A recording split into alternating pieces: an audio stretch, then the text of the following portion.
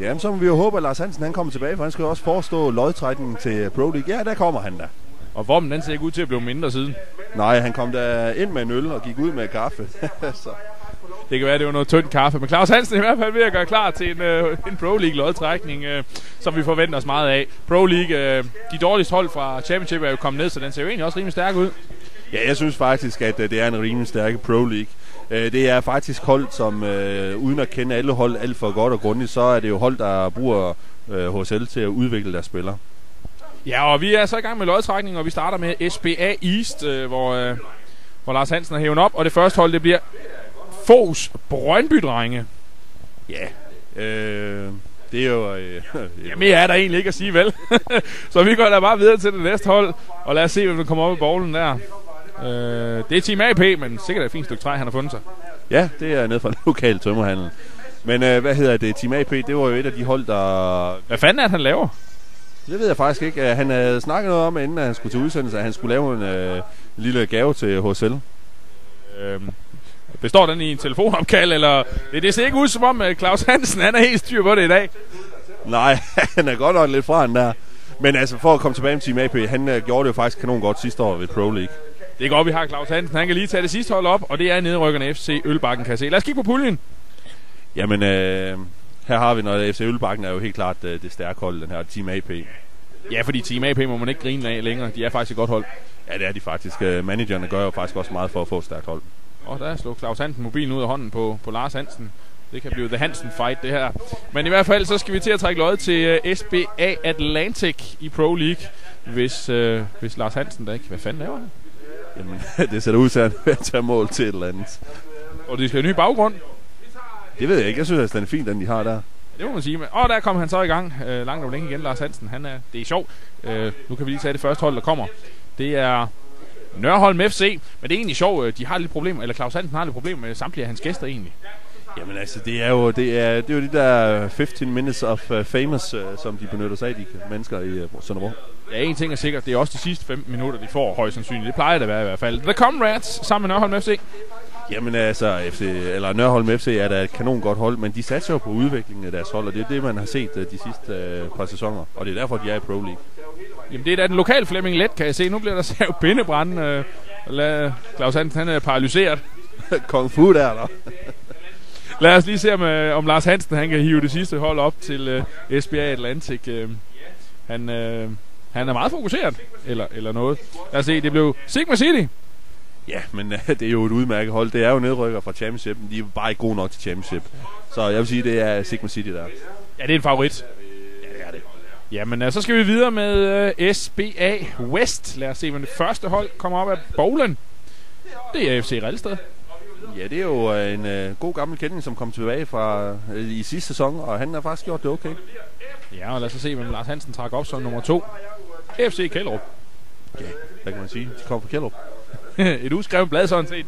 De har ikke gjort det så godt i HSL indtil videre. Lad os så se. Ja, der kommer der et hold mere her. Det bliver SSN Brøndby IF. Jamen, hvad det jeg kan sige om det er, at det er et kanon godt hold, og de skal nok gøre det der. Det er Relsted og Supra. Ja, det er det helt klart. Ja, lad os så se, om Lars Hansen han har helt styr på det der. Hammer og søm. Det har Claus i hvert fald ikke. Nej, det må man sige. Han har haft sit hyr med Lars Hansen her. Der fik vi ham så til at trække lod, og det er i SBA East, det første hold. SFB, undskyld, ja. Og det er FC Smola, der kommer op af puljen der. Ja, og FC Smola er jo et hold, som gerne vil gøre sig godt. Og jeg tror faktisk, det er i år, de måske prøver det. Og det slår Lars Hansen et slag for der i hvert fald. Der røg sgu noget træ der. Ja, Claus Hansen, nu skal du til at have styr på ham, så vi kan få gjort den her lodtrækning færdig. Jeg skal lige have hans telefonnummer her bagefter, for jeg skal ikke have ham som tømmer. Nej, jeg skal heller ikke lige hverken sort eller rødt arbejde. Og her kommer anden hold op, det er M&M United. Jamen altså, det er det evindelige hold, der altid vinder de mærkeligste kampe og taber de mest simple kampe. Så det er på selv spryleknappe. Jeg vogter Claus Hansen, der er sgu far i studiet i dag. Ja. Og vi får så her tredje hold til SFB East, og det bliver Flamingo INC, og det er faktisk det gamle Spider World. Et godt hold.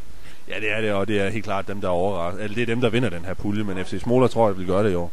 Ja, og dermed så skal vi videre med den her tømmerlektion. Kan jeg vide, hvad egentlig Tingest, han er ved at lave. Nå, han trak så løjet der. Jamen, så kan jeg sige, det er SFB Atlantic første hold, og det er FC Heibergsgade.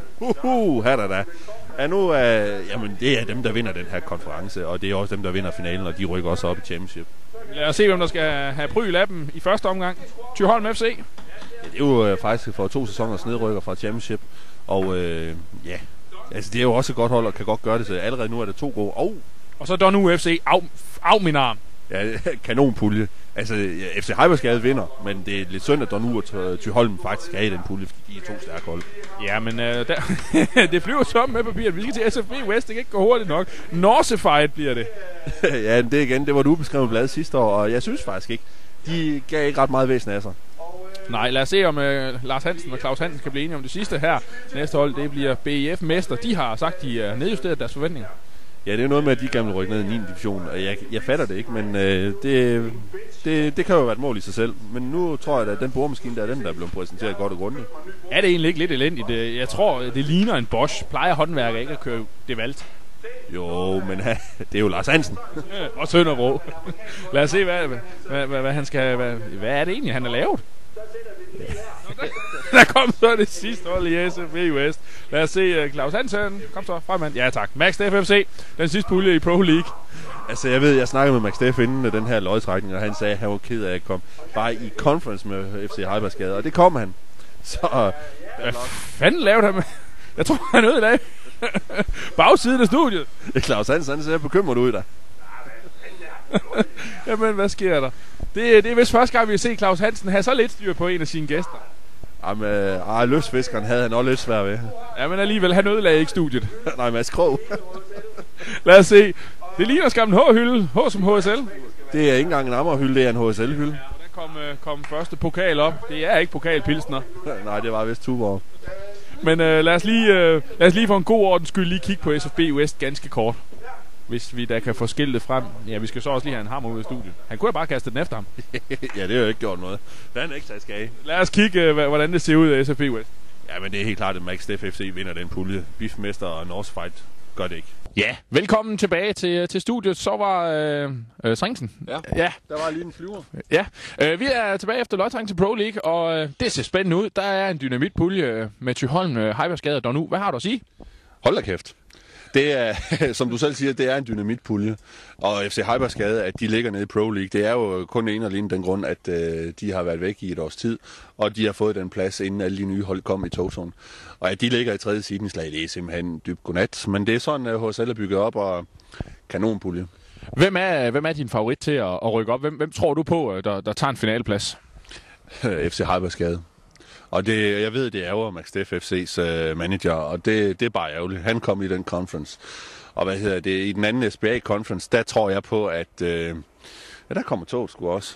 Ja, vi er virkelig kommet udenfor. Der tror jeg faktisk på, at FC Ølbakken eller Sigma, som er rykket ned, de skal nok gøre det. Det var endnu en spændende kommentar fra Daniel Stringsen. Vi skal tilbage til forsamlingshuset, for nu gælder det Championship.